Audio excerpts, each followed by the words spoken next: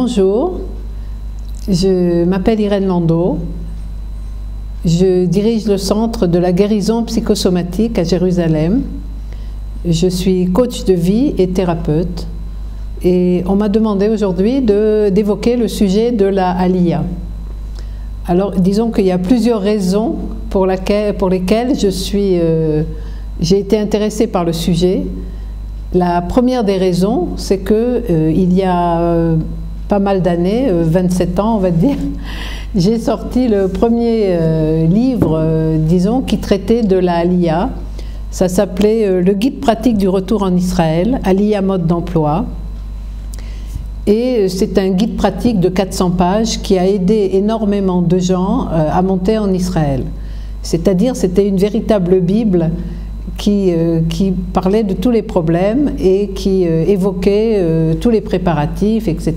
Et donc, il y avait une partie, si vous voulez, pratique, et il y avait une partie qui était plutôt une partie théorique, les raisons spirituelles pour lesquelles il faut monter en Israël, et aussi, disons, la motivation des gens, le choc culturel, enfin, vous voyez, beaucoup de sujets qui étaient vraiment d'actualité, qui sont d'actualité quand on va commencer à préparer la montée en Israël. Et donc, si vous voulez, c'est un livre qui a eu un grand succès à l'époque, bien que les gens étaient assez étonnés parce que monter en Israël, il y a une trentaine d'années, c'était pas du tout à la mode. Alors pourquoi j'ai écrit ce livre? Parce que moi, personnellement, quand j'ai voulu monter en Israël, donc il y a une trentaine d'années, je me suis dit qu'il fallait se renseigner, ne pas monter sans rien savoir. Et vous allez comprendre pourquoi. D'ailleurs, à l'époque, c'était encore plus difficile qu'aujourd'hui, beaucoup plus difficile. Et donc, je me suis dit qu'il fallait que je me renseigne. Donc, je suis partie un petit peu partout. J'ai demandé des renseignements à l'agence juive, bien entendu. J'ai demandé aussi des renseignements à tous les gens qui étaient montés, qui étaient redescendus. Je suis partie faire un voyage d'études en Israël. J'ai interrogé énormément de personnes. Et en revenant, si vous voulez, je me suis dit pourquoi garder tous ces renseignements pour moi? Je vais tout simplement les écrire et en faire un livre. Et voilà, c'est ce que j'ai fait. Donc ça a été le guide pratique du retour en Israël. Alors, si vous voulez, il y a une première partie où justement où on réfléchit à ce qui s'est passé pendant toutes les années du passé, comment Israël a été perçu et comment les Juifs ont essayé depuis pas mal de milliers d'années de revenir en Eretz, mais malheureusement ils n'ont pas réussi. On sait que c'était une terre aride et aucun peuple d'ailleurs n'arrivait à s'installer sur cette terre, hein. Tous ceux qui sont passés ici, si vous voulez, tous les envahisseurs n'ont jamais réussi à s'installer ici. Donc c'est des choses que je raconte dans l'introduction et je raconte aussi toutes les sortes de Aliyah, on reviendra là-dessus, qu'il y a eu au XVIIe siècle, au XVIIIe siècle, au XIXe siècle, au XXe siècle, etc. Et toutes les aliyot qui ont été, disons, les débuts, les prémices de l'Aliyah proprement dite et de la reconstruction de l'État d'Israël. Alors, ce qui est intéressant de comprendre, c'est que finalement, il y a une grande partie de ce livre, de ce guide pratique, qui était consacré, si vous voulez, à des renseignements pratiques. Alors, il y avait tout, hein, les assurances, les papiers qu'il fallait, la voiture, comment obtenir sa retraite, enfin, tous les renseignements pratiques possibles et imaginables. Alors, aujourd'hui, je vous rassure, ce livre n'est plus disponible. Ne le cherchez pas en librairie, je pense qu'il n'existe plus pratiquement. Et si beaucoup de gens s'en sont servis pour faire la Aliyah, aujourd'hui, si vous voulez, je vous le montre à titre simplement de relique, on va dire.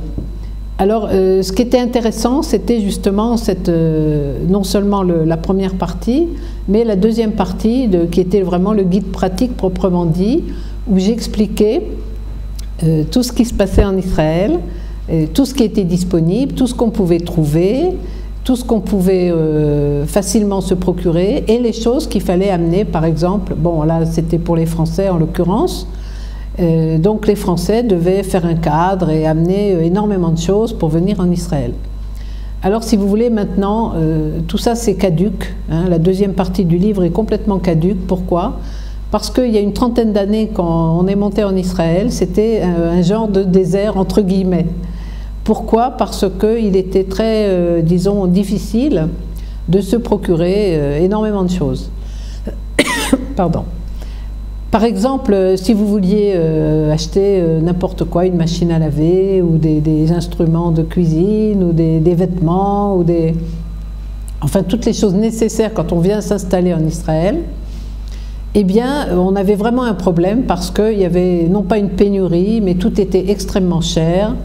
Et disons qu'on avait plus vite fait de faire un cadre et d'amener énormément de choses. Alors j'expliquais tout en détail, comment il fallait amener chaque chose, la cuisinière, faites venir votre frigo, achetez-le ici, etc. Tout était vraiment détaillé pour permettre aux personnes d'arriver à monter dans les meilleures conditions. Donc cette partie n'existe plus, pour la bonne raison qu'aujourd'hui, Baruch Hashem, nous trouvons tout en Eretz Israël. Ça signifie que si vous voulez vous ravitailler, vous avez des supermarchés. Si vous voulez acheter des meubles de cuisine, vous avez Ikea, vous avez des magasins extraordinaires, vous avez absolument tout ce qu'il faut pour un prix beaucoup plus modique qu'autrefois. Si vous voulez n'importe quel vêtement et n'importe quel bien de consommation, eh bien c'est très facile de se le procurer. Donc, si vous voulez, il y a seulement la première partie de ce livre hein, qui est encore valable. Par exemple, un chapitre qui s'appelle, par exemple, le choc culturel. Hein. Et évidemment, c'est très important de parler du choc culturel quand on arrive en Eretz Israël, puisque c'est ce que je vais évoquer dans la deuxième partie de cette petite conférence. Donc, si vous voulez, la première partie de ce guide pratique va sûrement ressortir sur Internet maintenant, c'est-à-dire les motivations de la Aliyah, le choc culturel, comment, si vous voulez, considérer son Aliyah, qu'est-ce qu'on ressent, la partie psychologique de la Aliyah, parce que ça c'est une chose qui m'avait aussi beaucoup intéressée. Mais bon, il y a aussi des conseils concernant l'appartement, la voiture, comment trouver du travail, etc.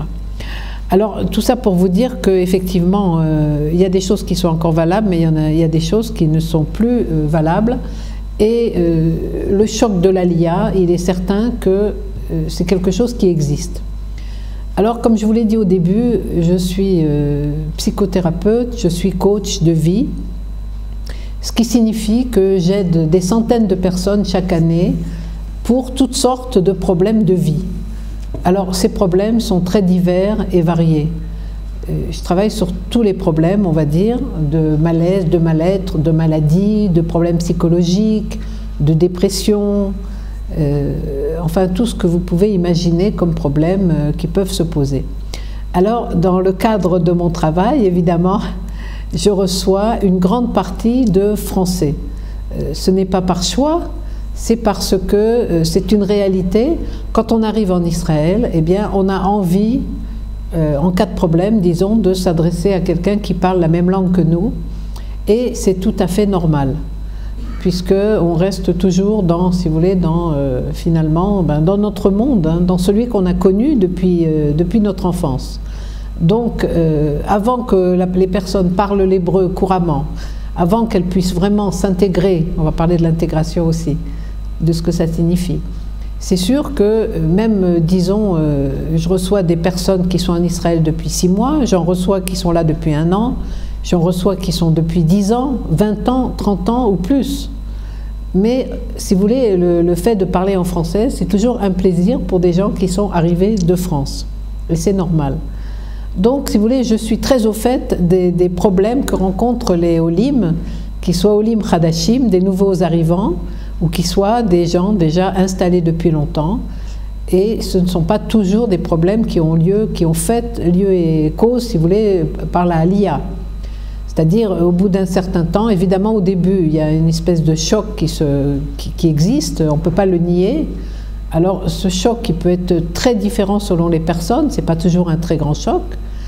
Il y a des gens qui sont, si vous voulez, déprimés par le fait qu'ils ne retrouvent pas leur milieu habituel. Ils ont du mal à retrouver leurs repères. Et il y a des personnes, au contraire, qui sont ravies d'arriver ici, qui retrouvent tout de suite des repères, qui se sentent en vacances à cause du soleil qu'on a ici 9 mois par an, on va dire.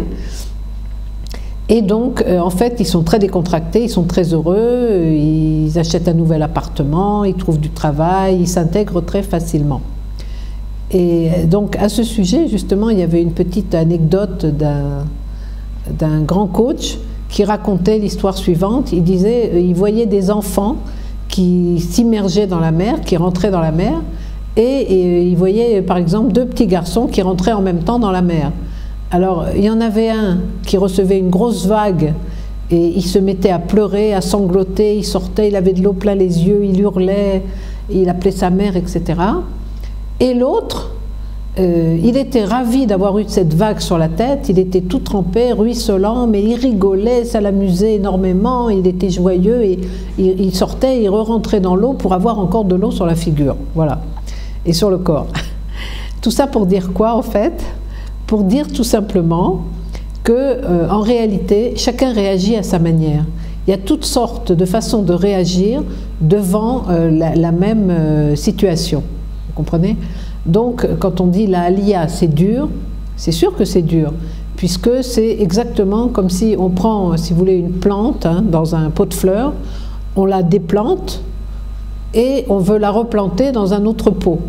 Alors, c'est vrai que parfois, pour ceux qui ont la main verte, ils le savent, parfois la bouture prend, parfois il y a des nouvelles racines qui se créent, et parfois ça ne prend pas du tout, et la plante, elle meurt, elle n'est pas en état, elle n'est pas en bon état. Alors, on va dire c'est un petit peu pareil pour la Aliyah. Pourquoi? Parce que parfois, on va dire, la bouture, elle prend, c'est-à-dire on se crée des racines, on arrive à se replanter ici, à se transplanter, si j'ose dire, et parfois, il y a des gens, et c'est vrai, c'est la réalité, il y a des gens qui essayent un petit peu et ils repartent. Mais, si vous voulez, ces échecs, en réalité, ils ne sont pas par hasard. Parce qu'il y a des gens qui partent en Israël en se disant, eh bien, moi je pars, et puis si jamais ça ne marche pas, je retourne en France. Vous voyez, ça veut dire que depuis le début de leur processus, si vous voulez, ils ont déjà mis, on va dire, le verre était déjà dans la pomme. Ça veut dire qu'ils se sont déjà programmés, autoprogrammés, pour si jamais ça marche, eh bien je reste, et si jamais ça ne marche pas, je repars en France. Alors c'est sûr que ça pose certains problèmes. Alors que, si vous voulez, quand vous vous programmez d'une manière différente, c'est-à-dire vous coupez tous les ponts, vous partez, et puis dans votre tête, c'est bien clair que jamais vous allez retourner en France parce que ça y est, parce que vous avez franchi la mer, vous avez fait ce pas, et donc il est impossible de repartir en France. Ça veut dire que vous avez coupé les ponts. Même si ici, vous souffrez un peu, beaucoup, moyennement ou pas du tout, c'est très variable selon les personnes, comme je disais, il faut comprendre que parfois, c'est vrai que si vous voulez qu'il y a certaines souffrances, ça peut arriver, déjà les souffrances de la transplantation, puisque nous arrivons dans un monde complètement différent, que nous ne connaissons pas du tout, ou très peu, ou que nous imaginons, mais en réalité, si vous voulez, il y a une possibilité de s'implanter réellement, si on coupe tous les ponts derrière soi. Évidemment, quand on fait la Aliyah, on laisse de la famille en France, on laisse des amis chers parfois, des relations, on laisse un travail, on laisse beaucoup de choses. Mais, si vous voulez, c'est un processus qui, finalement, moi je dirais, disons, je peux quand même me pencher un petit peu sur mon passé et dire que malgré tout ce qu'on vit ici, parfois comme difficulté, c'est un processus, la Aliyah, ça vaut la peine. Alors, c'est sûr, on dit la terre d'Israël, Eretz Israël s'acquiert par des Issourim, c'est très connu. Et c'est vrai que la Aliyah, elle comporte un certain nombre de Issourim, mais ce n'est pas obligatoire du tout. Ça veut dire qu'il y a des gens qui arrivent, qui s'installent dans des très bonnes conditions, qui retrouvent facilement du travail, qui s'achètent un joli appartement, qui reconstruisent leur vie d'une façon complètement différente. Et donc, on ne peut pas penser que, si vous voulez, que c'est tellement d'épreuves en réalité, surtout aujourd'hui. Aujourd'hui, où c'est un pays, ce n'est plus le lait et le miel qui y coulent seulement, on va dire que c'est vraiment l'abondance, Baruch Hashem, c'est ce qu'on appelle ici le shefa, hein. Il y a une abondance de tout. D'ailleurs, on dit que quand ça sera le temps de l'approche du Mashiach, on verra que les marchés vont regorger de fruits, et c'est ce qui se passe aujourd'hui, hein. Il suffit d'aller voir dans les marchés ce qui se passe, vous allez voir à quel point il y a une abondance, pas que dans les marchés, aussi dans les supermarchés, dans tous les magasins qui fleurissent tous les jours de plus en plus. Et si vous voulez, ça devient ici un pays, on va dire presque, j'allais dire, qui ressemble beaucoup à la France et qui est peut-être même presque à l'Amérique. Donc, disons que du point de vue matériel, il n'y a plus rien à envier aux autres pays.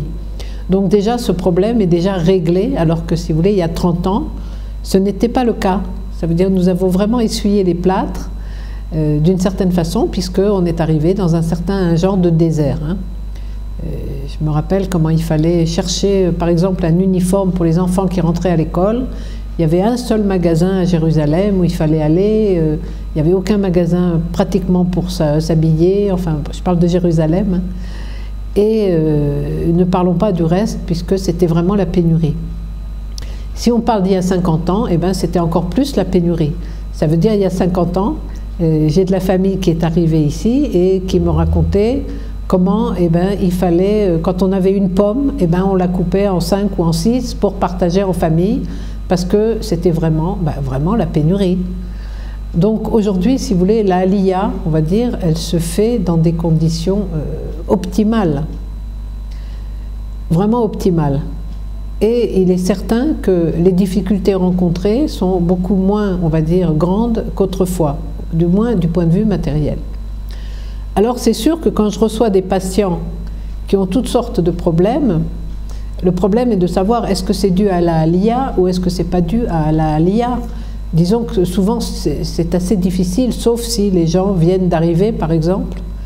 Alors par exemple, j'ai parlé il y a quelques temps avec une personne, une femme qui est arrivée avec une petite fille de 10 ans, et comme elle a changé, cette femme, elle a changé plusieurs fois de pays, avant d'arriver en Israël, sa petite fille parle 4 langues couramment. Et quand elle est arrivée pour l'inscrire à l'école, pour vous donner un exemple des Issourim d'Eretz Israël, alors elle a dû voir la directrice, elle a été convoquée avant, et la directrice, elle a examiné cet enfant, elle lui a posé des questions, elle voulait lui faire un petit test. Et cet enfant parle aussi l'hébreu, par hasard aussi. Et comme l'enfant, elle était très intimidée, elle ne répondait pas. Donc la directrice, si vous voulez, elle a décidé que l'enfant ne pouvait pas rentrer dans cette école. Alors quand la mère est venue me voir avec cette petite fille, elle m'a exposé ses problèmes et elle m'a dit « je ne comprends pas ce qui se passe. Cet enfant qui parle pratiquement 4 langues, pratiquement couramment, on l'a refusé à l'école en disant qu'elle n'avait pas le niveau. » Si vous voulez, c'était tout de suite clair pour moi, c'était un test, que cet enfant n'était pas une enfant arriérée, chasvé shalom, une enfant en retard ou une enfant à problème. C'était au contraire une enfant qui était surdouée. Mais comme elle était surdouée, il n'y avait personne pour la diagnostiquer, pour voir qu'au fond, le fait qu'elle n'arrivait pas à parler, peut-être c'était de la timidité, peut-être c'était de l'angoisse, peut-être c'était le changement, peut-être il y avait, disons, il y a plusieurs raisons, peut-être c'était la peur, la panique, enfin il y avait énormément de choses qu'il aurait fallu comprendre. Et si vous voulez, elle avait vraiment été diagnostiquée complètement à l'envers.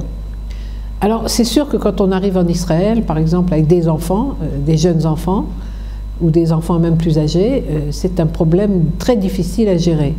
Surtout pour les gens religieux, parce que cette personne, cette femme qui était religieuse, elle me disait, comment je vais faire? Est-ce que je mets ma fille dans une école qui n'est pas religieuse? Alors, si vous voulez, elle a été influencée par plein de gens qui lui disaient, oui, si tu n'es pas accepté, ta fille n'est pas acceptée à l'école normale religieuse, eh bien, tu n'as qu'à la mettre dans une école, n'importe laquelle, etc. Alors, moi, je lui ai expliqué qu'ici, ce n'est pas évident, d'ailleurs en France, c'est pareil, je pense, qu'il faut bien choisir l'école et faire très attention où est-ce que vous allez mettre votre enfant. C'est crucial. Pourquoi ? Parce que tout son avenir en dépend. Je veux dire, ici, il y a disons chacun est dans un espèce de tiroir, qu'on le veuille ou non, c'est une réalité. C'est-à-dire, vous avez d'un côté, c'est vrai, les personnes Haridi et les Haridim, d'un autre côté, vous avez les gens qui sont plutôt disons, on va dire ce qu'on appelle ici Kippa Sruga, et ensuite, vous avez les gens qui ne sont pas du tout religieux. Alors, il faut savoir où se placer, parce que faire la Aliyah, et si vous voulez, il faut bien comprendre que ce n'est pas du tout comme en France. Parfois, en France, même si on n'est pas du tout religieux, bon, ben, on met ses enfants à l'école juive. Et effectivement, ici, ça peut être bien aussi, je ne dis pas le contraire. Mais si vous voulez, ici, c'est bien, il y a des classifications bien précises. Et si, par exemple, vous êtes religieux, eh ben, c'est sûr que vous ne pouvez pas mettre vos enfants dans une école qui n'est pas religieuse, parce qu'ils vont après s'opposer à vous, ils ne comprendront pas du tout votre système de vie. Et donc, vous voyez, il y a des problèmes comme ça qui sont tout de suite des problèmes de vie qu'il faut régler, effectivement, il faut bien les régler. On ne peut pas improviser sur des choses comme celle-là, voyez. Alors, c'est sûr qu'il y a encore énormément d'autres problèmes qui se posent. Alors, quand je reçois des patients, il est difficile, bon, si vous voulez, ce n'est pas forcément des problèmes de Aliyah. Ça veut dire, il y a des gens qui me disent, voilà, j'avais un patient il y a 2 jours, il me disait, eh bien, après 10 ans, ça fait 10 ans que j'ai fait ma Aliyah, mais quelque part, je regrette encore ma vie d'autrefois.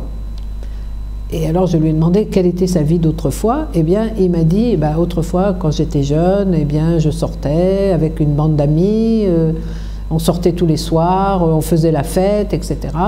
Depuis que je suis arrivée ici, bon, je me suis mariée, j'ai eu des enfants, et je regrette ma vie d'avant. Effectivement, il regrettait sa vie d'avant, mais c'était une vie de jeune homme, alors que maintenant, si vous voulez, c'est pas le fait qu'il ait fait la Aliyah qui est en cause, c'est le fait que cet homme, il a grandi, il a mûri, au passage il a fait Teshuvah, donc il a une autre vie, il a une vie de père de famille avec des enfants, et c'est vrai que c'est pas la même vie. Alors c'est sûr qu'il y a toujours cette espèce de nostalgie.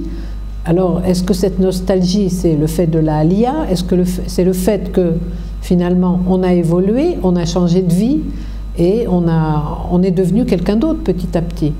Donc, si vous voulez, il faut comprendre exactement quels sont exactement les problèmes. Et son problème, finalement, n'est pas du tout un problème de Aliyah, en fait. C'est un problème disons, de choses qui n'ont pas été réglées, ce qui est très souvent le cas pour mes patients, si vous voulez. C'est un problème qui n'a pas été réglé dans le passé, et donc, plutôt une masse de problèmes qui n'ont pas été réglés. Ce sont des stress, ce sont des angoisses, ou ce sont des paniques, ou ce sont des chocs qui n'ont pas été gérés à l'époque, vous comprenez? Et donc, si ces chocs ou ces problèmes psychologiques n'ont pas été réglés, un beau jour, eh ben, vous faites l'Aliyah, et ce n'est pas l'Aliyah qui est en question, ce sont les problèmes psychologiques qui n'ont pas été réglés, qui peuvent ressurgir à un moment ou à un autre. Alors, je fais de la thérapie familiale. C'est vrai que souvent, je m'occupe de couples en difficulté. Parfois, ce sont des couples qui viennent effectivement de monter en Israël. Et c'est vrai qu'Israël peut, le fait de faire la Aliyah, peut exacerber certains problèmes. Parce qu'on se retrouve dans des conditions complètement différentes, complètement nouvelles, avec des repères complètement nouveaux. Et donc, il est sûr que ça crée, si vous voulez, un genre ça peut créer, pas toujours, heureusement, un genre de panique, un genre d'angoisse, ça peut créer toutes sortes de problèmes qu'il faut régler, et disons qu'il est important à ce moment-là de se faire aider, parce que justement il faut travailler comme un détective. Souvent, c'est ce que je dis toujours à mes patients, que je travaille comme un détective pour essayer de comprendre quels sont les véritables problèmes de vie que la personne est en train d'exposer. Et ce n'est pas toujours, loin de là, des problèmes dus à la Aliyah.